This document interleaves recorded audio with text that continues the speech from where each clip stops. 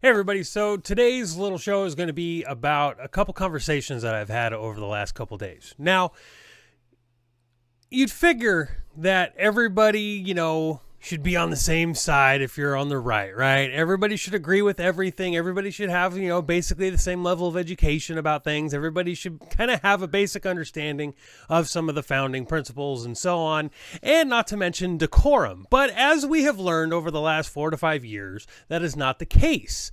QAnon and the election and the COVID and all of these other things have definitely brought out a lot of different things, exposing people on the right for not being the level-headed, rational people that we have known the right to be for decades. Now, the reason I'm going to be talking about these conversations is because I think that there's some serious things that can be learned from them. The first conversation was on Twitter. You can go on there and you can look at it, at your will. And the conversation started out talking about Joe Kent and the American First platform and the ideology. Now, it started off with John Hacker putting out a tweet saying something about America First and how they suck. And I was like, well, I don't know. It doesn't seem like it's that bad. And I went through and I read the platform. And there was a couple things that I don't agree with on America First. But, at the same time, it's like, well, you're not supposed to agree with everything that everybody says, or else, that just makes you a sheep and not an individual, right? Anyway, speaking of being a sheep, there was an individual who had a serious beef with Joe Kent. And Joe Kent is running on the America First platform. And this person made a whole bunch of accusations about Joe Kent, that he's a racist, that he doesn't believe that the Constitution is a living document, and whoa. That was enough for me. The Constitution is a legal document. It is not a living document. A living document is defined as a document that it has some legal, merit to it, but it can be transformed. It can be amended willy-nilly. It can just be like, okay, so here's my living will, and I don't want to do that one anymore. I'm going to change it, and I'm going to make it something else. That's a living document. A living will is a perfect example of a living document. The Constitution, however, is not a living document. It is not subject to change just because society or the will of the people even decide that that's okay. The Constitution has an amendment process. Like any law on the books, it has a process of which to actually change it, amend it, take away an amendment, completely erase something, or put something in. It has a process, a legal process. The citizens don't get to sit there and go, I want this amendment done. Nope, that's not how it works. And the founding fathers made it very, very clear through their own writings and their own speaking that they wanted the Constitution to be read in the ideas that it was written. In other words, we're supposed to be looking back at their words. We're supposed to be looking back at their time frame and going, this is what they meant when they wrote it. Now, there's nothing in the Constitution that needs to be interpreted. It is written in plain English. All of the amendments are written in plain English. All you got to do is read it and go, that's what they said. Okie dokie. I guess that makes sense. The Second Amendment, great example. At the time the Second Amendment was written, we just got done fighting a Revolutionary War where a bunch of 17-year-old Kyle Rittenhouses were out there fighting off the British with weapons of war. Private citizens owned cannons. Private citizens owned all sorts of different military type weapons. Private citizens owned warships. In other words, the Second Amendment, contrary to the left's belief, according to the founding fathers and according to the Constitution at the time it was written, guess what? You get to own an F-15. Hoorah! And people can try to debate that all they want to. The Constitution is not meant to be interpreted. That is what America First says. The Constitution is not meant to be interpreted. The laws are meant to be interpreted to make sure that they abide and follow through the Constitution. Now, we have books upon books upon books of unconstitutional laws because people read the Constitution and they go, well, I think we can make it mean this. Therefore, it justifies all of this. Hence why the 10th Amendment is a joke and only applicable for certain things like pot. Now, What this person did when I provided quotes, because she was like, oh, the founding fathers, they didn't want any of this. They believed it was a living document too. Well, I provided 4 to 5 quotes, and this person came back at me saying that those aren't quotes. And I already went and looked at them and proved that they weren't quotes. To which I responded with links to sources, government and educational sources, that provided the passages that I put, the quotes that I put, in full context. Because that's what you do when you're told that what you're saying is garbage. You provide the actual source and context with it. Because some people aren't quick enough to go, oh, no, okay, that makes sense. Some people, they require a little bit more, which is fine, because when you're having a philosophical or ideological discussion, it's good to be able to back yourself up. However, the problem is because, people on the right have become so emotional now for some stupid reason. It turned into an hour and a half of, you don't even know what a quote is. Have you ever written a research paper before? Have you ever gone to school? You're so lazy. You didn't even verify your quotes. And I'm like, no, I did. I gave them to you, like full source. And that's just writing. That's not a quote. And I'm like, well, a letter, see what a quote is what I say or write down, and I take you a little chunk of that and I go, that's my quote. That's a quote. You don't provide the whole research paper, especially on Twitter, where you can only put in 127 or so characters. Anyway, so the moral of that is, people on the right, for the love of God, please just check yourselves. Do better. Be better, because you can be better. Don't dive into the hyperbole garbage that always sees from the relentless little toddlers from the left. Be better. You can do it. We did it for decades. We can be better. And when they're like, oh, you're being mean to me? Well, I'm like, yeah, I'm being mean to you because you're being dumb. Okay, like, call people out on their stupid behavior. And honestly, which I need to be better at, is disengage. When you realize that somebody is too dumb to actually grasp what's happening and the entire subject matter has been completely hijacked and derailed, just move on. They're not worth your time. Because if you're sitting there talking about any issue whatsoever, and you can prove your point, and you did handedly, and they're still deny, and jab, and insult, then it's just really not worth your time. I enjoy engaging with people who come for a battle of wits that are just completely unarmed. I admit it. I do enjoy it sometimes, mainly because it helps me get better. It helps me figure out and learn how to navigate through this insane web of delusion that these people live under, and it helps me learn.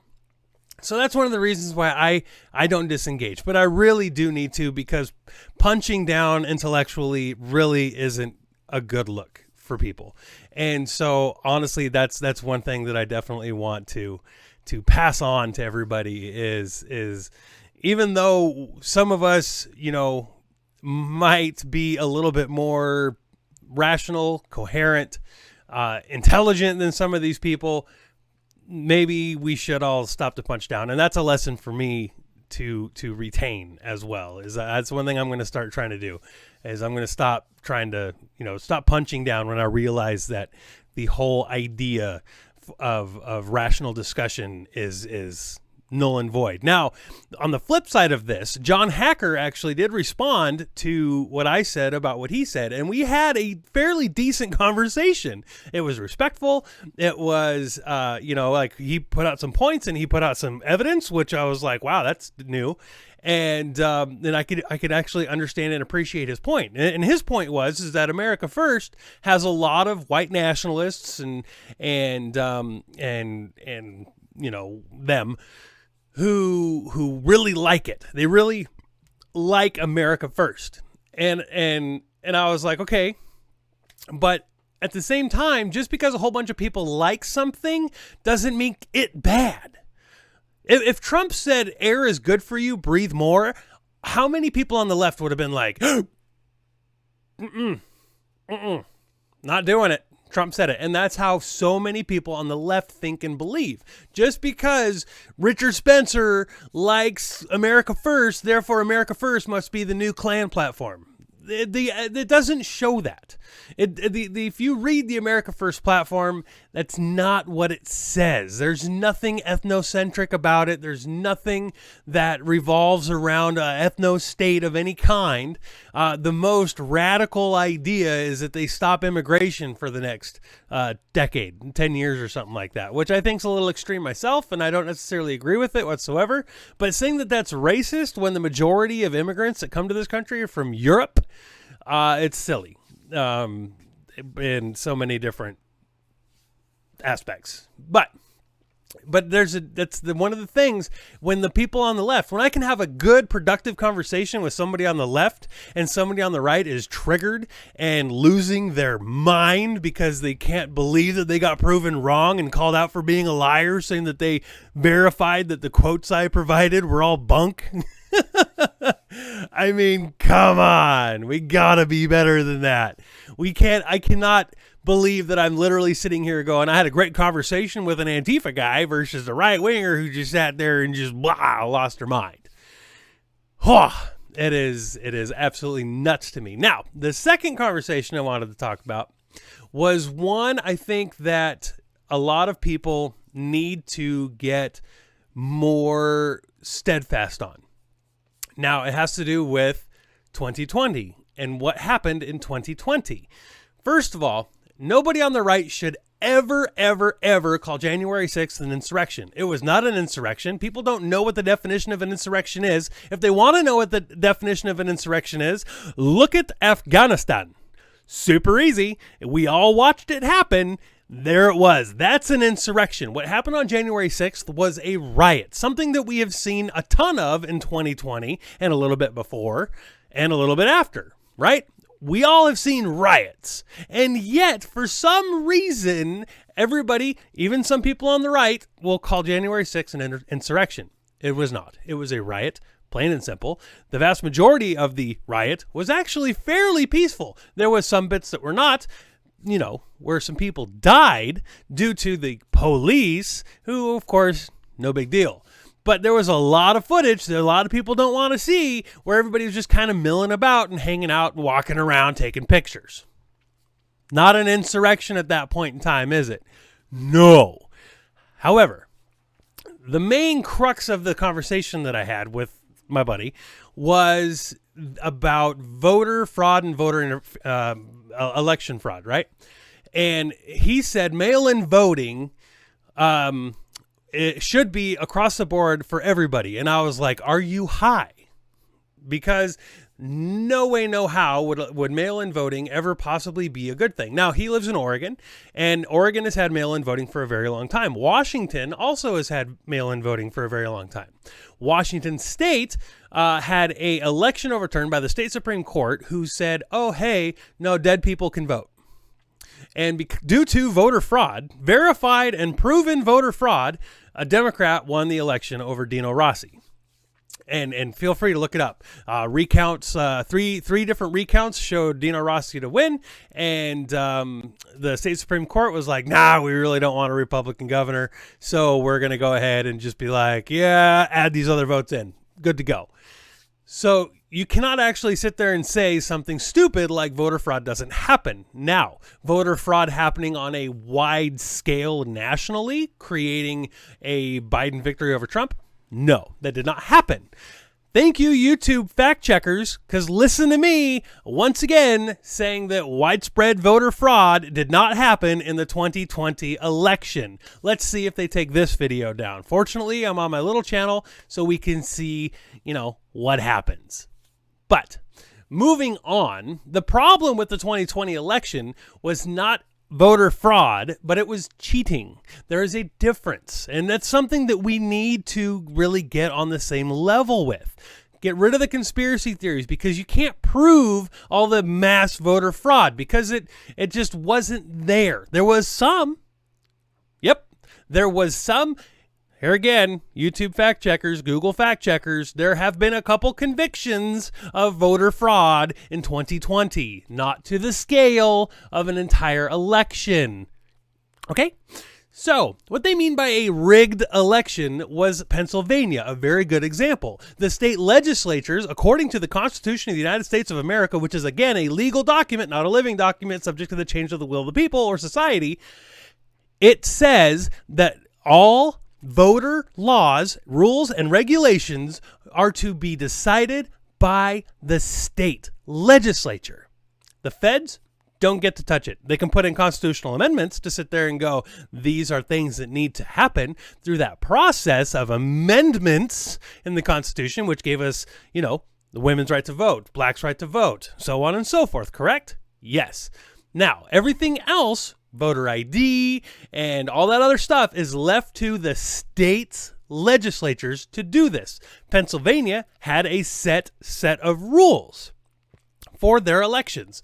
The Pennsylvania State Supreme Court said, we're going to change those rules, which they do not have a constitutional right or authority to do, according to, again, the United States Constitution. It's very clear, very specific, very explicit on the rules. However, due to the State Supreme Court in Pennsylvania, the rules changed. And because the Trump administration, I don't know what their problem was, because this is basic stuff focusing on stupid things like Arizona, when they had a huge thing that could be gained in Pennsylvania from a simple argument.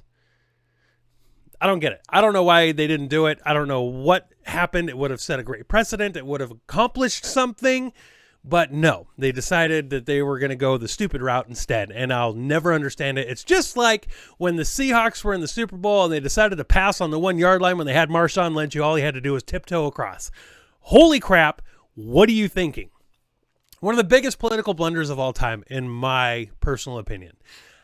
Now, my buddy was like, mail-in voting is great for everything and so on. But what he fails to understand is ballot harvesting. What he fails to understand is ballot manipulation. People going door to door. Hey, would you like me to help you vote? And he said that the founders would have preferred everybody to be voting by mail. Now, I disagree with that wholeheartedly, because the founders really wanted a secure election. They wanted to make sure that the elections were the way they should go.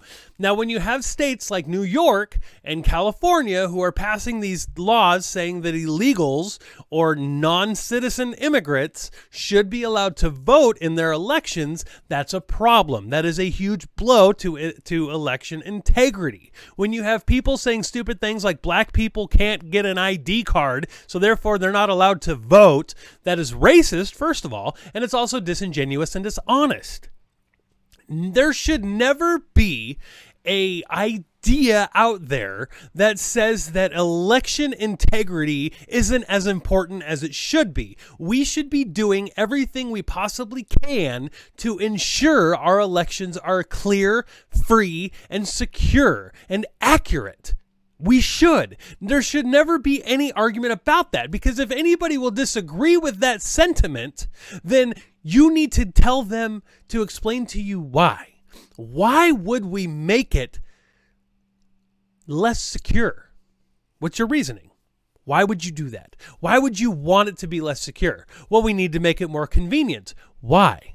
Why do we need to make it more convenient? What is more convenient than going down for a week or a month, going down to your local middle school and voting? Or your local library, or your local post office, or whatever area that your county has deemed a place to go vote. Most counties aren't that big, and if they are pretty big, like some of them are over here on the West Coast, in Washington we have Skamania County, and it's huge. But guess what? People are going to have the ability to drive down when they go get groceries. They're like, oh, you know what? I'm going to go vote. Voting is your duty. It shouldn't be as convenient as sitting on your couch going, yeah, this one sounds cool. Or having somebody knock on your door going, hi, would you like me to help you vote today? Oh, yeah, don't vote for that guy. He's a total fascist. Oh, what's a fascist? Oh, he's a Nazi. Yeah, don't vote for him, because that's what they're doing. we've had millions of examples of this, actually. But again, why make it so, the election's secure and people can't manipulate it? Like the media has manipulated it, and social media has manipulated it. Twitter just put out that they're going to start banning people for saying that vaccinated people can transmit the virus. That is manipulation. And that should be illegal. Sitting there censoring people for actually stating a fact, much less stating an opinion. This video might possibly get kicked off of YouTube because I'm throwing in a little bit of opinion with a whole bunch of fact. But because they don't like the facts and they definitely won't like the opinion, they're probably going to censor this. But again, has nothing to do with our elections and our voting and making sure that elections are secure, because we have allowed people to get into power that have allowed these tech giants and these media corporations to completely manipulate the masses. Come on, guys. Come on, right-wingers. Come on, conservatives. Come on, Republicans. It is time to be better. It is time to shine. For the love of God, 2022 is coming, and we need to have some strong people going in and just stick to the issues that matter to everybody. Like what happened in Virginia, that needs to happen across the country. And the only way it's going to happen is if people start pulling their heads out of their keisters, and if they start getting real, and if they stop with the emotional conspiracy theory garbage. They need to come back to reality and center themselves on what is truly important. We gotta do it, guys. There's so much on the line. We have to do it. Hey guys, if you enjoyed this video, please consider joining me on Patreon. That is the only way that I'll be able to continue doing this stuff just on a financial basis whatsoever. I got a baby on the way. I have bills that are piling up. Having the big channel go down for so long has definitely put a giant damper on my finances. So honestly, truly, the only way I'll be able to continue doing this is if you go over and join me on Patreon. The link is in the description, and every little bit counts. If it's $1, $5, $10, whatever a month you can do and you would want to contribute to help me keep going, I will appreciate you more than I could ever express to you. Thank you guys for watching, and more content will be coming up very soon.